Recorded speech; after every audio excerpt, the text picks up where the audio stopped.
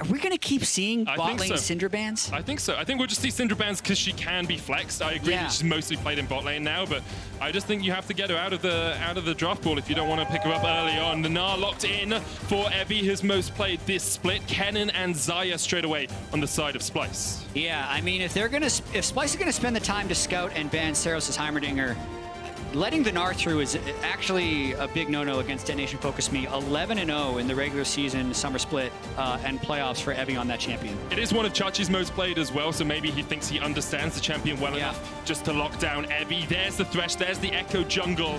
Does mean the Rakan goes over to Splyce if they want it to team up in that lovers duo bot lane. Would they pull out the Xayah with Rakan open? It was on VODS' picks to watch, but maybe they watched that, they considered it, and they said, wait a minute, we can still get this duo. But there were like dissenting opinions about that, because the Freak show, where Freak talks about the patch, he was like, I don't really think we'll see these mages in the bottom lane. So there's a little bit of disagreement amongst some of our analysts as to whether that Xayah will be picked. The Rakan is locked in the end. I think it makes the most sense for Norskeren.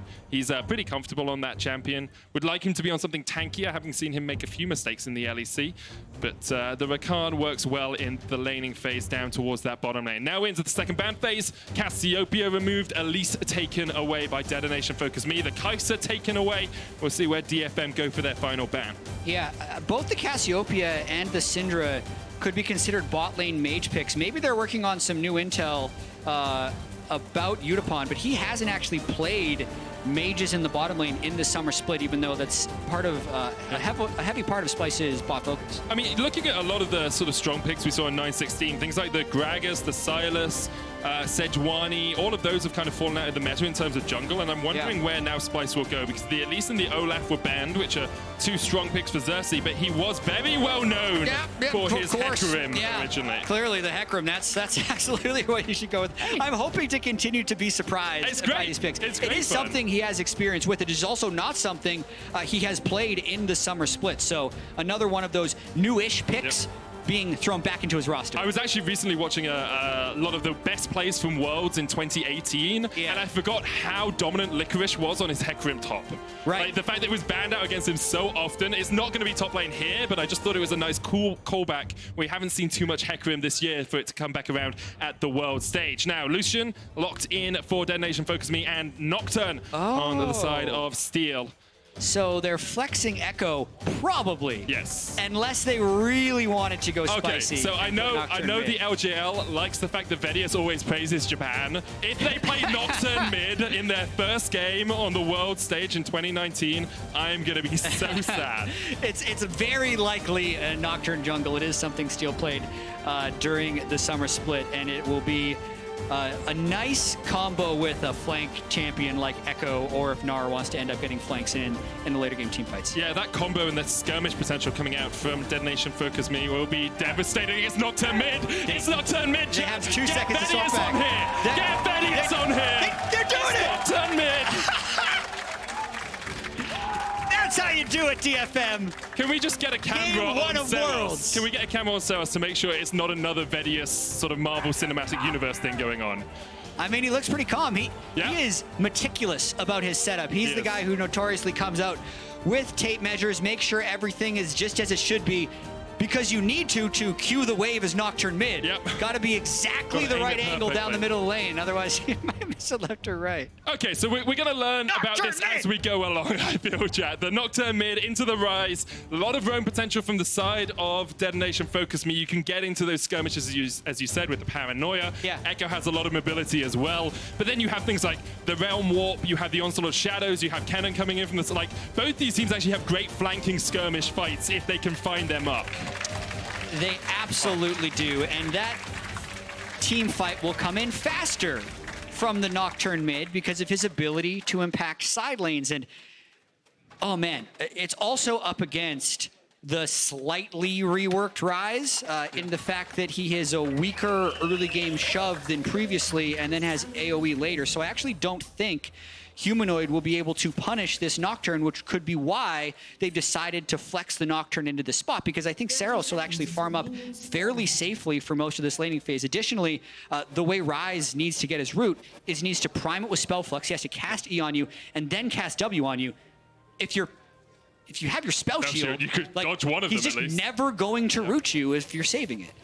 Yep, Ceros with the next level drafting strategy in towards that mid lane. He's running lethal tempo as you'd expect on a skirmish heavy Nocturne, and then the ignite. VODS has a guide about mid lane Nocturne. I mean, everyone watches on their PC. Go on the second tab, type in VODS mid Nocturne guide. There's probably like 7 of them. He's probably made it multiple times. The picture is something of nightmares with his face on Nocturne's face. Oh my goodness. Not something I want to look at. But let's have a look away from the mid lane. Ekko jungle into Hecarim jungle. Not a matchup we see too commonly. We knew Ekko jungle would make a resurgence on 9/19, but Hecarim, not something I expected, I'll be honest.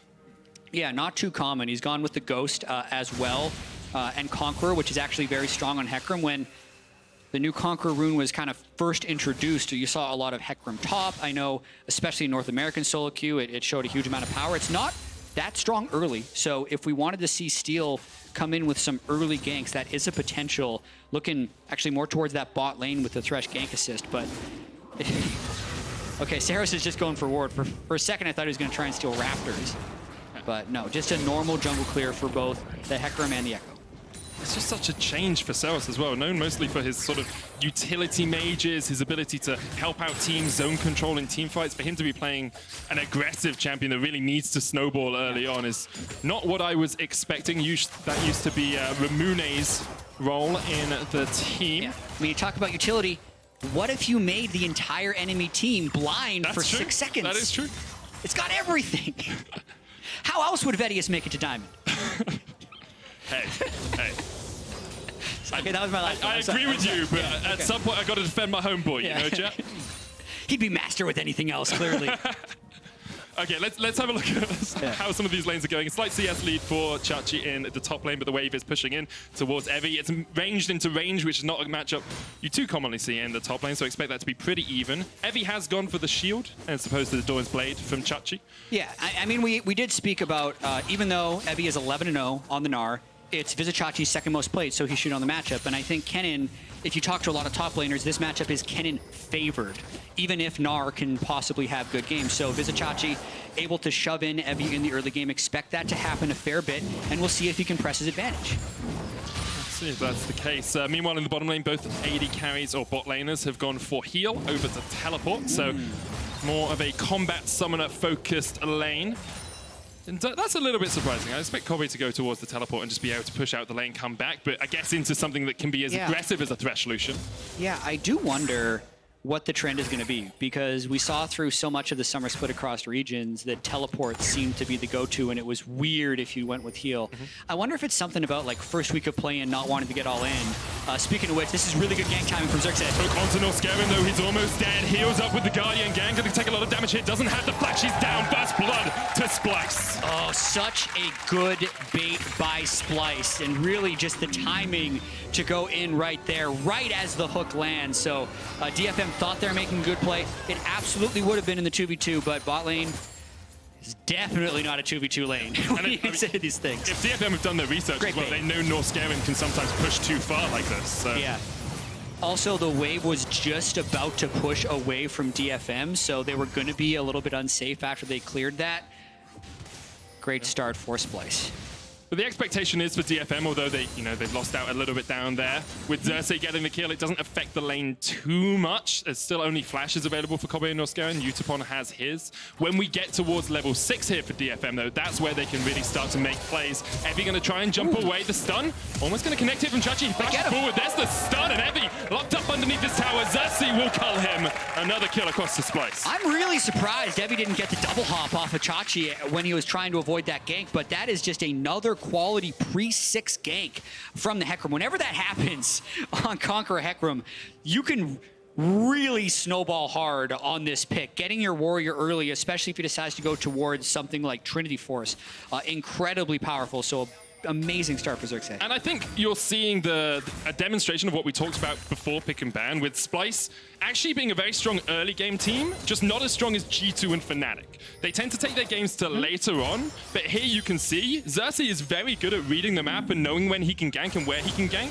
and Splyce are actually very good at getting these early game leads. Yeah, and sometimes the criticism isn't that they can't get an early game lead, it's that they don't explode the lead before 20 minutes. So will they hold this lead at 1,500, or will they make it 3, 4.5, 6 and really close out the game early? Or Nocturne is level 6 right now, and he's sitting in a brush. You never know where he's going to go. See, at the moment, DFM have vision control down towards the bottom side jungle. You can see Splyce's blue buff is actually lit up with wards right now. Chachi trading here onto Evi, who's forced to hop away. And we talked about how little jungle attention he gets. We haven't seen Steel up here at all this game, but Evi is not as dominant in lane as he was against some of his LJL counterparts. They might be trying to get the kill onto Hecarim here. Parallel convergence. He might be able to solo kill him, actually. I think he just gets him. The smite comes down. One more auto should be enough. Xerxe just about able to survive, and here comes the paranoia! And Ceros jumps underneath the tower. The damage coming back for him, and Splyce is not enough. The hook's still going to land onto Norskeren, who has to flash away. Here's Humanoid from the backside of the fight. Ceros rooted up, locked down, and the kill comes in for Kobbe. Yutapon unable to join his team, and Humanoid can still chase. Realm warp forward. Splyce going to take it 2 members strong. The play from Gang trying to push him away, and here comes Yutapon, but the knockoff's not quite going to connect. Gang goes down. Humanoid still trailing. Yutapon flashing forward. The damage from Splyce is huge here, and Yutapon has to run away. Kobbe landing the feathers one after one after one, and the blade caller rips them back through Yutapon. Such slim margins deciding that fight. The smallest of details can sometimes have the largest of effects, and the start of this fight was actually the smite onto Grump. If Xerxe doesn't put this smite off, he dies before he retreats to the turret, which means none of these following events happen. Yep. You don't see the Nocturne ult into the turret and flash out. You don't see Yutapon actually stuck behind the turret on Lucian off on the bottom right of your screen, unable to follow through. And you don't see Humanoid following through to pick up these kills. And then the continual opting in of the fight by Splyce to think that, yes, they can outplay this 3v3. And very close fights down the stretch right here as Yutapon tries to flash, but Humanoid saved his flash until the very end. Minuscule margins really deciding this fight in the end. Steel not being level 6. If he had been there, he would have been able just to jump back, get out of that fight. And now a 1,500 gold lead for Splyce early on 2-0-2 on Kobbe. One of the key carries for this team is that Xayah is Kobbe. In fact, the only player that's returned from the 2016 World Squad that Splyce sent in their debut year.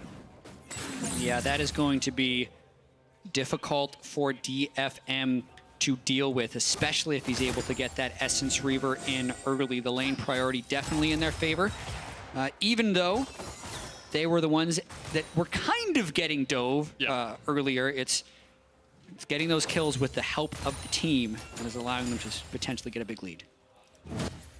And it's part of having this Nocturne mid that the enemy team knows you're going to look for plays when you get towards that level 6. Like, Splyce knew something like that was going to happen. Humanoid was already roaming down towards the bottom side to try and match Ceros. And Ceros came out of it okay. You know, 1-1-1, has a Tiamat now, building up towards his next item. Humanoid is in an okay position as well, but overall, that mid lane's pretty even. It's the bot lane and the top lane, really, where Splyce are getting these massive leads, and, of course, a little bit in the jungle. I actually think, in this context, like, Ceros is proving Nocturne mid to be a good and viable pick. Don't say that! He is. VODS will lose Elo. The paranoia coming out in the mid lane as the parallel convergence connects as well. And just as you say it, Jatt, you were proven correct. Nocturne mid, everyone. I mean, especially against Ryze. Like, Ryze could not shove him out. You will not deny him farm. He's going to be able to get a large amount of AD. He's going to be able to ult frequently into side lanes. Like, it is powerful there. If the reason DFM is losing is because of quality ganks in top and bot from Splyce, and the standard picks actually not coming through the way you would expect them to by DFM. Nocturne mid, strong situationally. Splyce starting up the Cloud Drake here, but DFM able to force them away. So Humanoid, of course, only just respawning means that he wouldn't be anywhere near that. Detonation, focus me. Actually playing this early game very effectively. There's a couple of mistakes, obviously, but keeping within about 1,000 gold from Splyce after Xerxe got 2 early kills is very impressive from the Japanese team. Yeah, it really is. Only a 1,000 gold lead, and you can argue that the Cloud Drake negates that in the grand scheme of things. They have Steel's Jungle Ekko off to a decent start. Getting the Runic Echoes upgrade on Jungle Ekko really slingshots that champion ahead. It actually makes his clear speed one of the fastest in the game, and then also with the reduced cooldown on the R. We're going to see more pro Ekko to see this, but I wouldn't be too surprised past level 11 if sometimes Ekko actually just ults back to the map because the cooldown in his R starts getting so low, much like you used to see the Xayah of 3 years ago, just ult to continually keep up map tempo. It can be a very powerful pick in those ways. The farm alarm, I believe, is what we called it at the time when you just ult it back towards one of your tunnels. Now, Humanoid and Xerxe looking to get some vision in here, maybe going down towards bottom side. I do want to bring a little bit of attention to top as there's a 20 CS lead for Chachi. Yeah. He's been able to force out Evi pretty effectively. Kobbe and Norskeren getting damage down on towards these plates. Almost 3 entire plates there, which will just skyrocket this lead a tad. Skyrocket's probably not the word to use there. Accelerate this lead a tad. Norskeren trying to jump away, but the box isn't quite in the right place. Gang unable to find the connection, and with the Ignite ticking away at Norskeren, here comes Xerxe down towards the bottom lane. Humanoid on his way as well. And Ceros doesn't have ultimate yet on Nocturne, so a lot of pressure can be applied by the rest of Splyce. In a few seconds, it's up. Now it is. Will we see a fight? Ceros there, Xerxe just around the corner. Paolo converges coming out the onslaught of shadows. The root's going to connect onto Ceros, who pops Paranoia straight away. Norskeren gets the double knockup though, and it's 3v2 in favor of Splyce. They take down one. The jump back from Steel with the chrono bake will get him to safety, but Splyce were able to react to the play coming out from DFM. Now, Chachi locked up with the wallop. Evi still has the Gnar here. Chachi into the wall. Chachi's just being very greedy here. The slicing maelstrom comes out, but Evi can still chase it and has the flash. Chachi with a great proto belt will get him to safety, but as you said, unbeaten on the Gnar in the top lane. Evi is showing his worth for Detonation Focus Me. Yeah, I gotta give a lot of credit to Evi after dying early while burning his flash. Usually that's just the disaster scenario for a top laner, but he's really fought back in this lane in a lot of ways. But laning phase is mostly over as we're getting closer to 14 minutes, and it looks like Kobbe and Norskeren are gonna be coming up here. Yeah, Evi was trying to they might get another kill on him. Evi was trying to keep Chachi around. Chachi still has the teleport. Of course, no ult on him. Flash available for Evi. If he wants to jump away, he'll just use the little hop. Steel goes in, tries to steal away the red from Xerxe, but Xerxe was having none of that. He'll secure his own buff for the time being. And now, as you say, taking 3 plates in the bottom lane, Splyce say, okay, well, the Rift Herald's up on the top side. We can take that. There's no dragon for us to fight down towards that bottom side. Yeah, and this could be the point in the game where it feels like Splyce just kind of freezes their gold lead. I can see Xerxe just wanting to full clear his jungle as much as possible. I can see Kobbe wanting to just continue to farm up more and more, but they are going to the Rift Herald, which does show good proactive play.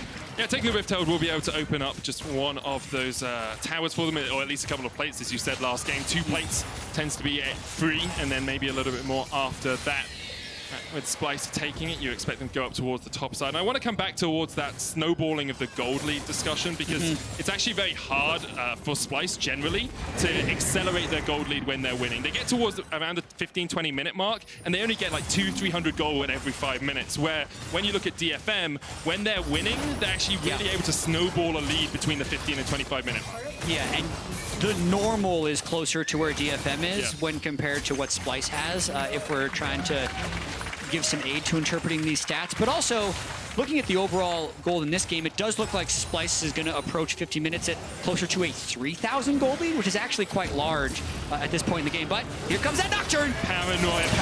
Nocturne's coming to get you as he jumps in. Ceros taken low, though, trying to get on towards the backline. Kobbe with the Featherstorm was able to survive. Ceros so low, the Blade Caller will rip back through him. And here comes the onslaught of shadows. Steel has to flash away. Meanwhile, in the bottom lane, the box came down, but Gang has fallen. The damage coming out from Chachi is humongous. Let's go down towards bot. Yutapon able to get taken down there by Humanoid as well. And Splyce find 3 kills and don't lose a man.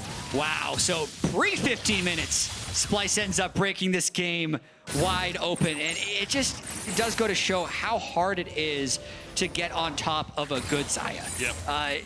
Really, I think if DFM wants the Nocturne pick to succeed, they have to find some way of getting the Xayah R out before Nocturne jumps in. Because as we see right there, if he goes in and Xayah ults, he really just ends up not doing anything. It allows the Rakan to line up his CC. Just watch what ends up happening here. What needs to happen for DFM is Steel needs to get the R with his W, and then Ceros needs to wait until the Xayah is landed again. Otherwise, he just gets CC locked. Yep. Xayah comes down, kills him. The Rakan there to act as a bouncer as well makes it so difficult. Even Xerxe could have jumped across the wall with the onslaught of shadows to add some more CC if the Xayah had been caught out. But then we're going to see what happened off screen. This is actually a double kill because they were just trying to pressure turret. And thanks to the roam from Humanoid after Vizicsacsi gets them so low, DFM feels like they have no choice but to kind of all in. Humanoid gets one root, lines it up for Xayah. Oh, Yutapon greeds on top of it and falls as well. That's the press after you're already down in the game trying to find some way back, and you end up just falling even further behind. And although Detonation Focus Me were able to keep relatively even in terms of turret plates, they are 6,000 gold behind, 9 kills, 3 down. The Ocean Dragon going over to Splyce after DFM got a cloud earlier on, but you can start to see, yes, you can spell shield one part of the combo coming out from Humanoid, but he really doesn't matter. It really doesn't care. He just machine guns out those overloads and chunks out Ceros in the bottom lane. Yeah, Evi trying to get something going, but really, now it's on Splyce. You just kind of execute the steps towards a victory. Rotate their 3-0-2 Xayah towards the mid lane. Keep their Ryze with an upgraded Ceros in the side lane, and just keep getting all these outer turrets down. And that's something Splyce have traditionally been very good at. Is if they know the playbook, if they know the plays, they're very good at going, okay, step 1, step 2, step 3, step 4. Where they struggle is when someone throws a wrench in the works, when someone picks a Nocturne mid and gets ahead, those sorts of things. But usually, if they are in a winning position and they know exactly what their next steps are, they are pretty good at closing out the game. It might be slower than most people would like, but they will do it in the end. Yeah, and slower doesn't always mean worse. Yeah. Sometimes it can mean worse, but this will be a point we end up touching on throughout the World Championship for sure. But really, to me, closing out a game isn't about time. It's about level of risk and certainty of victory.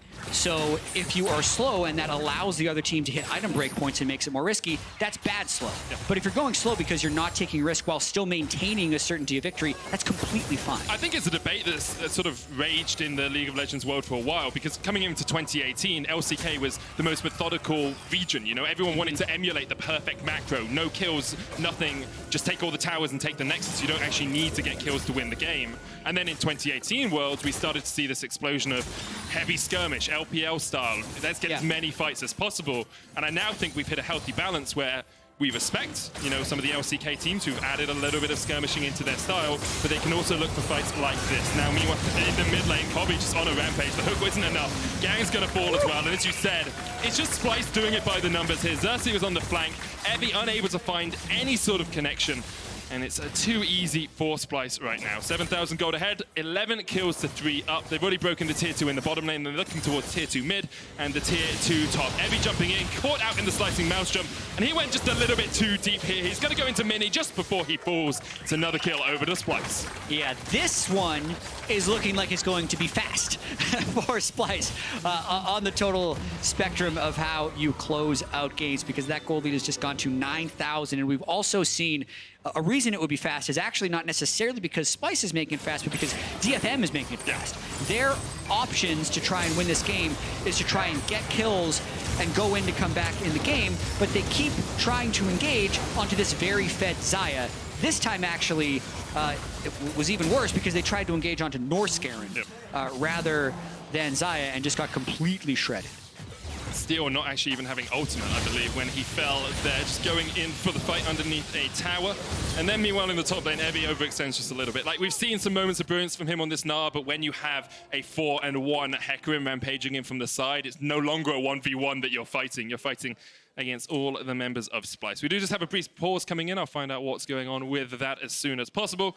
But 18 minutes in, this game is all done but the Nexus falling, you have to feel. Apparently it's a keyboard issue that Splyce has paused for, so hopefully they can resolve that fairly quickly. And yeah, looking at that, 12 kills to 3, 5 turrets to 1, 8,000 gold lead for Splyce. Actually saw a Righteous Glory picked up by Humanoid's Ryze, which I think is cool. I think even in situations where you're not against Nocturne mid for the extra armor, it can be good to try and chase down kills in the side lane. But to continue the conversation we're having, because I actually really like this topic of like how you were supposed to play League of Legends. And I know in the LEC we've had tons of talk about how G2 have revolutionized the way you think about it, and I think some of the things they've done with bringing mages more truly into the bot lane and flexing picks stronger is innovative, and a lot of people have replicated it. But I want to have more of a discussion around how you assess risk and how you create fights in League of Legends. Because the thing that to me happened in 2018 is vision was reduced, so the ability to make a decision with full knowledge was removed, or at least made a lot harder. So the true skill test was making educated guesses as well as possible and then executing in variant situations. So I think there's still a world to make an educated guess and ward against the people that were going to be invading you. And I think we actually don't see as much of that as we should because people have so hardly corrected for the lack of vision.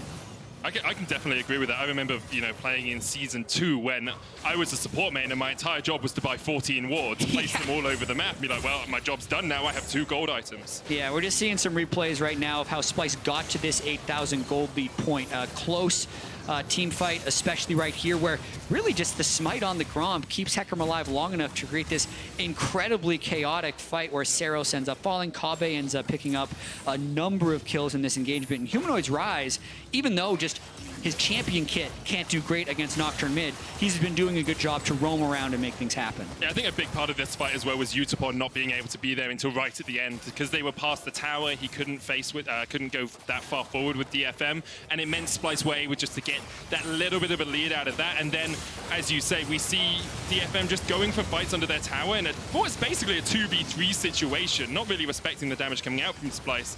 And then Evi gets chased off towards the side and ends up going down, trying to beat out Vizicsacsi. Looks like Xerxe's just getting his keyboard settled there, as we say.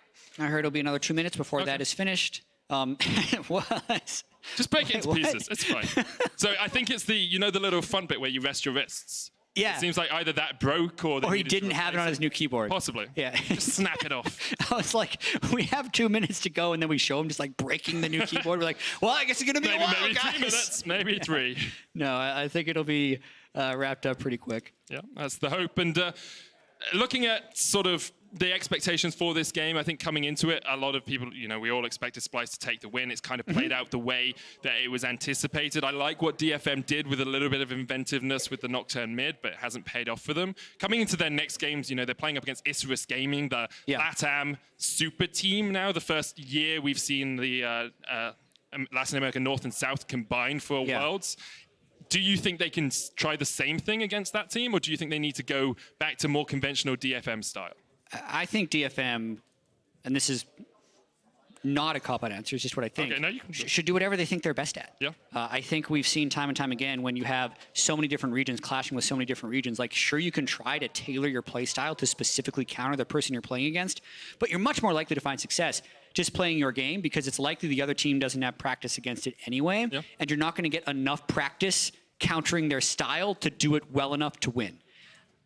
Thinking about the group more overall, though, you have Splyce was the Pool 1 team, eSports was Pool 2, DFM was Pool 3, and we saw Spawn at the start of the day actually say he thinks eSports will top the group. Yeah. So that's a team that I am very excited to see start playing because it is the North and South combined from LATAM, and we're going to see that really reach its full force for the first time ever because they had such an amazing summer split and have basically the best player in their role in jungle, mid, AD, and support in the whole region. So it's very much a super team we're going to be seeing from eSports, which makes this group very, very difficult for DFM, even if DFM is a team that has shown some international legs lately. I think some of the players on that eSports Gaming, you've seen them around so often that you'll know their names, even if you don't know them as eSports Gaming players. Like War Angelus is there, Xayah, the 11-time champion, the most decorated domestic player ever in any region. Like, to take anyone in the world, they haven't got as many titles as Xayah has. And he's never really had the chance to push past play-ins, knockouts on an international stage. And the hope is for Latin America and for this team that this is the year that they're able to really challenge. Yeah, and that's the thing. Every single one of these teams is the best in their region or just completely dominated the region. Like, it wasn't even a question for some of them. And they're going to get very familiar with each other. So DFM and Splyce, right, they're going to play 2 games against the other 2. So both of these guys will play 2 games against eSports and 2 games against each other. And we are back onto Summoner's Rift, and just to give a quick recap of where we are, 19 minutes in, it's almost a 10,000, we're about 8,000 gold lead here for Splyce. There's a Baron up in a minute's time, there's a Cloud Drake in a minute and a half, and looks like Splyce are going down towards bot. Realm Warp in, Evi trying to get away, still has the flash, but Xerxe's on the chase, flash away. Evi will burn his Summoner to keep his life. Yeah, 1 minute 30 seconds until Cloud Drake, 1 minute until Baron, that's the stuff next in the playbook for Splyce, and then the question will be, does DFM continue to try and find picks to close it out? Because honestly, at this point, they don't necessarily have much choice. And I think Splyce is going to they just need to make sure they stay as grouped as possible so that the Nocturne ult can't end up getting picks. Or, hey, let's just go in. Yeah, Norskeren goes in for the engage. Steel's going to pop the chrono break. That was a little bit ambitious, you have to feel. And meanwhile, on the backside of the fight, Humanoid is fleeing. Evi going in. The perfect position here for DFM. And they are sweeping Splyce. A double kill comes out. Chachi trying to go back in. Look at the damage coming back out from Xerxe. Kobbe on the front line. Now opens up and it turns around. But in a moment, for a moment there, Detonation focused me. Had hope. They had a glimpse back into this game, but Splyce ripped it out of their hands. What a combo that was by Evi and the rest of DFM.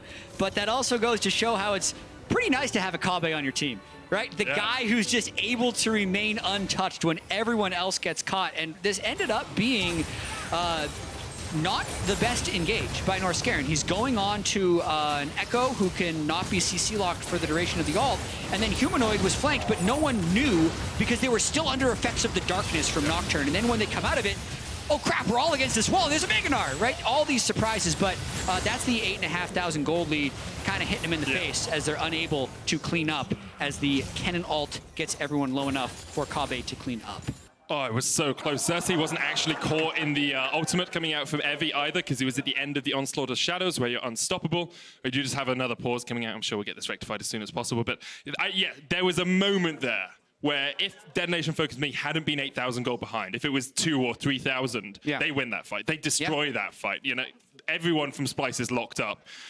And it was just great from Detonation Focus Me. I had so much hope for them for just a second. And I think it's important to note that you shouldn't necessarily take too much from the results of these games, because there are things that happen. If we saw the highlights of kind of how we got to this point where there was a very close gank in the top lane where Evi missed his hop on Gnar by just like a pixel on Kennen, and if he lands that, then when he burns his flash, he doesn't die. And then Cersei doesn't smite the Grump, he dies. Yeah, exactly. Maybe Evi wins lane after that point, and then maybe, well, Xerxe smiting the Grump is like a good play, but then the rest of it is like DFM didn't have to continue that play. And they're these small things that have such large implications later, and luckily we were back into the game. Straight back on into it. Baron is up, 20 minutes in. Gang is going to go there and ward. Splyce all coming back out of their base around the same time. Let's have a look at where we are in terms of items. Infinity Edge, Essence Reaver, and Rapid Fire Cannon on Kobbe. He's got no summoners now. There's an Infinity Edge on Yutapon alongside an Essence Reaver, but yet to get that third completed item. Chachi going to Spellbreaker up towards that top side.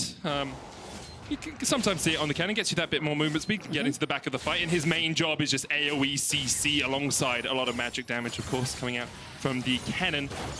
Expectations are now that Splyce set up towards this Baron, get vision control. You can see Xerxes down towards the bottom side getting a Cloud Drake because really Detonation Focus Me can't challenge. Make sure they're collecting as many objectives bot side as possible before they fully set up around the Baron pit. And I mean, we basically saw the dream fight for DFM, and it still wasn't enough. The dream fight would be to actually kill Kobbe while you get your Gnar ult off, because if they don't do that with the 3 items, a full rapid fire cannon ahead of Yutapon on the other side, Kobbe's just going to shred him. Definitely is. You can see Xerxe coming down here trying to protect his mid laner as Steel and Evi look to see if they can catch out Humanoid, who has pushed up. Evi has a teleport, so would be able to join a fight around Baron if it did start up. But for the moment, Splyce are willing just to get the lanes pushed in. Haven't really got too much deep vision. They've got kind of superficial surface level vision into the Detonation Focus Me jungle, but they want to get some of these pink wards or control wards cleared out if they can before they go towards that next major objective. Yeah, easy to posture with the Hecarim while the ultimate is up. Really, any engage that DFM does has to be an all-in. Okay, Humanoid's going to be able to walk away there. I thought Evi was going to catch him out. Yutapon and Gang were on their way. And as you say, yeah, DFM have to go all in. You have to just go hell for leather, try and find one fight that you can win. Maybe even bring Evi away from this lane, sacrifice the inhib and say, okay, we'll just go for a full 5v4 if we can.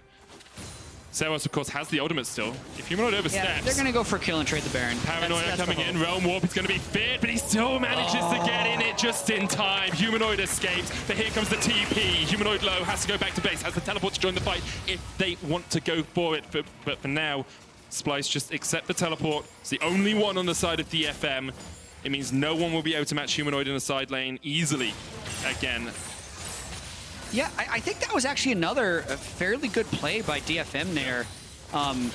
But another narrow miss, right? Like it's 100 HP between winning that or not. Yeah, they had the plan of getting the kill and then teleporting back to push Splyce off Baron because there are no Mountain Drakes on Splyce, and their Baron DPS is not that great. But again, huge gold deficit, and now Splyce back on the Baron. No teleport, no flash, no quickness on the Rakan though, and Evi almost has the Mega Gnar hook coming out. Norskeren going to catch out steal. Kobbe goes godlike. Once again, it feels like one of Gang's hooks maybe basted in his jungler just a tad. Detonation Focus Me shouldn't be able to fight this now that the jungler is down. Splyce will secure a 23.5-minute Baron, a 10,000 going up to about 12,000 gold lead after they get this. And you have to think they should just be able to get towards these side lanes and start pushing it. Yeah, and my boy Jungle Ekko is not having the greatest appearance on the world stage, although I do think we'll continue to see him more. But what keeps happening, both to Lyra's Ekko and now to Steel's Ekko, is they're getting CC locked or rooted, and that actually prevents you from casting the R on Ekko. So we do actually see Mercury treads by Steel here, which is a more defensive option, trying to at least allow him to more likely be able to press his R, but it just hasn't been working out. And I wonder how much of that is like the scrim meta. You know that Ekko jungle is going to be good, so you're starting to plan, how do we deal with Ekko jungle? We can leave it open, we don't have to ban it then, and then maybe we pick, you know, a Hecarim for the knockback, for the fear, we pick a Kennen for the stun, we pick a Rakan to get the knock up as well. If you can lock him in place long enough, as you say, you can just take him out. Yeah, and I also think it's the difference between playing a new champion in solo queue or scrims and playing it on stage at Worlds. Yeah. So there's always going to be that extra barrier before having full comfort on a champion, other than like something like Kobbe Xayah, who he's played on stage, this exact stage, dozens of times. Here we go, Splyce looking down towards that bottom lane. Righteous Glory was popped there by Humanoid. Xerxe looking for an engage as well if you can find it, but the inhibitor tower's already fallen. Here goes Steel, jumping in. Norskeren answers back. Steel chunked out, manages to jump back with the chrono break. He'll survive for the moment, but Splyce is still very healthy and can just push in towards this bottom lane. There's a minion wave on its way, minions in the mid lane as well that Xerxe's going to go and help out buff up with the Baron buff. But for the moment, Splyce will just try and take one inhibitor. Xerxe can come in from the side. Bot lane inhibitor down to about half HP. Splyce should get this one. Detonation Focus Me, unable to find an engage to answer it. Norskeren going to jump across the wall here onto Vizicsacsi, and now Splyce rotate towards the mid lane. Second inhibitor tower there, target Evi. Whoa, Evi almost down. Humanoid flashing in, but Evi goes out. There's the Paranoid coming out. The Slicing Maelstrom's going to connect onto Gang. The Unstoppable also on towards the back line, and here comes the damage. Round warp in. It's only Kobbe, but he will steal away the kill from Steel. And now Yutapon is in an awful position. Double kill over to Splyce. They take 3. They take the second inhibitor, and they'll be looking for the Nexus. Yep, still have another minute and 20 seconds on this Baron. They have the teleport on Chachi, who really actually wanted to get back to base so he could teleport on that minion, which ended up being killed. But they were all coming back in here and looking to take their first game at Worlds. Yeah, still a minute left on the Baron buff. Should be pretty easy here for Splyce. They're going to strike first as they take the damage onto Evi. He almost falls on the fountain. Just give it to him. It's a double for Kobbe. The Nexus towers fall, and Splyce strike first in Group B. And a beautiful first game from Kobbe. 11-0-5, 30 more CS than his opponent. So many clutch team fights where he dodged the enemy engage just right while still getting out maximum damage. That is basically the Splyce we expected to see coming out here, if not a little bit faster. A lot faster than I was expecting, Jatt, I'll be honest. I mean, they ended the game before the 30-minute mark. What's going on? To be fair, if you're like this really strong person and these other people just keep throwing themselves at you, I don't know if that's ever happened to you as a very strong person. No one's throwing themselves at me, Jatt. But you do in like a combative sense. You're going to fight back, and it's just going to happen, right? So I think that's why this game was accelerated so quickly, because DFM just kept trying to force, and Splyce could do nothing but just swat him away. And with 4 newcomers onto the world stage, they had a very strong Game 1 performance. You can see how much it means to them as well, as Chachi, Xerxe, and crew just high-five the crowd. Great performance all around by Splyce. I think Detonation Focus Me showed their hand a little bit. It didn't work out, but I do appreciate the experimentation that they went for with that Nocturne in the mid lane. Yeah, and it's potentially the last we'll see of Nocturne mid, Possibly. but I don't think it has to be. I think the Nocturne was by no means the reason DFM ended up losing this game. I think they ended up getting outplayed in the side lanes before Ceros could end up making an impact on this pick, and I can absolutely see how he had mid lane priority on the Ryze. That's really all you need from a mid laner is mid lane priority and the ability to attack a side lane. He could have done that, so we might see it again. It was a game of inches on that bottom lane dive. We're going to check out some of the plays from Kobbe in that last game. As you said at the end of the game, he was pretty dominant on the Xayah, as to be expected. And you can see DetonatioN Focus Me, as you said, did throw themselves into him a little bit, but you still have to catch it when it gets thrown to you. Yeah, and he's immediately turning for maximum damage. He's laying his feathers out just right. This is the fight where it looked like for a fraction of a second, this was right after a long pause, hey, maybe DFM is going to be able to get something. They nearly kill Humanoid. Watch Evi Gnar get this big ult off. Kobbe is stunned, but he's not damaged that much, and then he gets his ult off, which he can just rip through the entire team with, while Chachi was keeping them all still with the Kennen, and that was the cleanup that really the nail in the coffin for the game. It was so close there, though. You could see Kobbe almost falling before he got the ultimate off. Him and Norskeren were locked up pretty effectively. And I think like coming into the next few games, Kobbe will take a lot of confidence out of that. You did wonder whether he'd perform on the world stage after it being 3 years since he'd been here before, and since he is such a consistent carry for the team. The team should be looking at that and saying, okay, well, we can play our general style. We can play the way we usually play at the world stage. I wonder if they'll be then looking to see if they can experiment with something in the play-in stage. Yeah, there's always that chance they try and throw in something a little bit new just to throw curveballs at the other team. But my advice to all these teams is play what you know. Think you're best at. Play what you know. Well, we're going to hear from Xerxe now, who's standing by with Dracos, and we'll see if they're going to play what they know. Interesting that you bring that up. Xerxe, you yourself busting out new picks that we have not seen in a long time in the Hecarim in your first game on the world stage. Talk to me a little bit about what was going through your mind as you're playing on home soil, in the sense that you play in the studio every week, but you're playing against completely new people for much higher stake. What's that experience like? Honestly, it's just so crazy to think that I'm in the same studio I've been playing for years now, but I'm not playing against the players I've been playing before. I'm playing against totally new faces that I have no idea what their playstyle is like. So yeah, it's just such a unique experience. Overall, it feels like it was a pretty confident first win for Splyce. Talk to me about what success looks like for you guys right now. You're starting in play-ins. I know aspirations for groups, but where does it end for you guys? What would you define as success for this team? I mean, I would like to believe that because we played in Europe and we've been playing against teams like Fnatic and G2 who have been destroying us, the teams from play-ins shouldn't be able to match that. So I'm pretty confident. Looking ahead at the matches in front of you, you guys also obviously have like eSports in your group. Do you really see anyone as a threat right now, or do you feel like you guys are head and shoulders above the competition? Honestly, as long as we play our game and we don't think too much about the enemy, we can win against everybody. All right, final question. Ekko Jungle, you're kind of an innovator yourself, Xerxe. You pulled out the crazy picks over the years. Ekko Jungle, 0 for 2 on the stage. We heard about it in Vedia's picks for watch. Just a final question. What are your thoughts on this? Is this pick actually worth it? Is it actually good, or is this something that's kind of getting overhyped? Well, we will see later when I might pick it, and yeah. All right, we'll see you later when you pick it. A little bit of a spoiler there. Sorry, Duke. All right, when we return, it'll be our third match of the day. Thank you again, Xerxe, and congrats on the win. Thank you.